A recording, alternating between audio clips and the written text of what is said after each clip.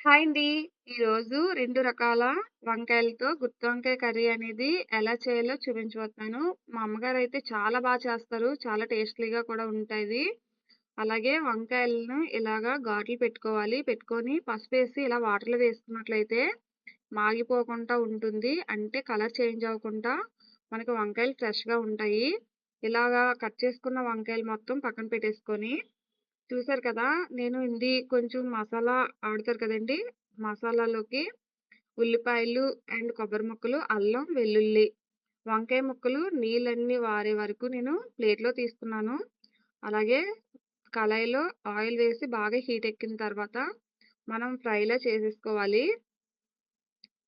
మొత్తం వంకాయలు ఫ్రై అయ్యేలోపు మిక్సీలో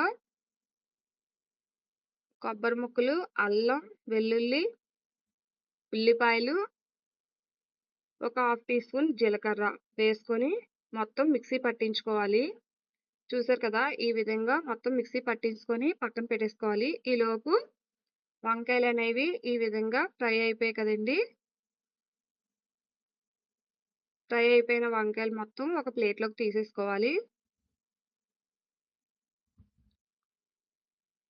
మళ్ళీ వైట్ అంటే ఇంకో రకం ఈ కలర్ వంకాయలను కూడా మనం ఫ్రై చేసుకున్నట్లయితే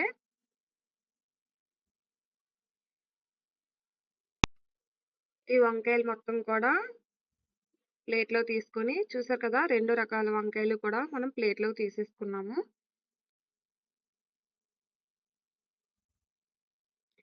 అలాగే స్టవ్ వెలిగించి కళాయి పెట్టుకొని అందులో ఆయిల్ వేసి పచ్చిమిర్చి వేగిన తర్వాత అల్లం వెల్లుల్లి పేస్ట్ కూడా వేసుకోవాలి.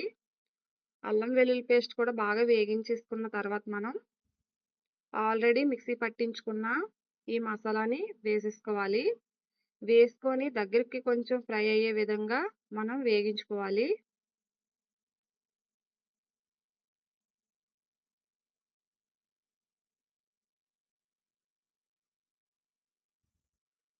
అలా కలుపుతూనే ఉండాలి. లేకపోతే అడుగు పట్టేస్తుంది.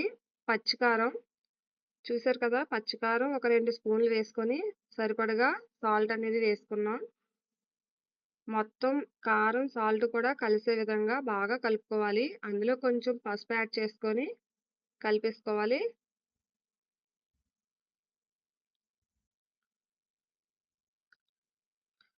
మొత్తం కలుపుకున్న తర్వాత మనకి ఆయిల్ సరిపోకపోతే కొంచెం ఆయిల్ వేసుకొని ఒకసారి కలుపుకోవాలి.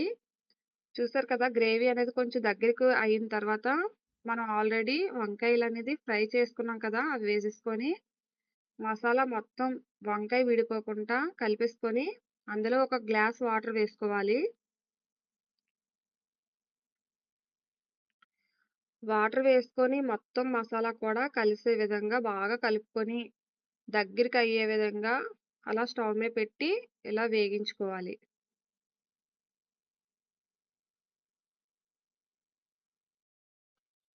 గుత్తొంకాయ కర్రీ రెడీ అయిపోయింది కదండీ! వేడి వేడి అన్నంలో కలుపుకొని తింటే చాలా బావుంటుంది. టేస్ట్ కూడా చాలా బావుంటుంది. అలాగే వీడియో నచ్చితే లైక్ చేసి, సబ్స్క్రైబ్ చేసి మన ఛానెల్‌కి సపోర్ట్ చేయండి ఫ్రెండ్స్.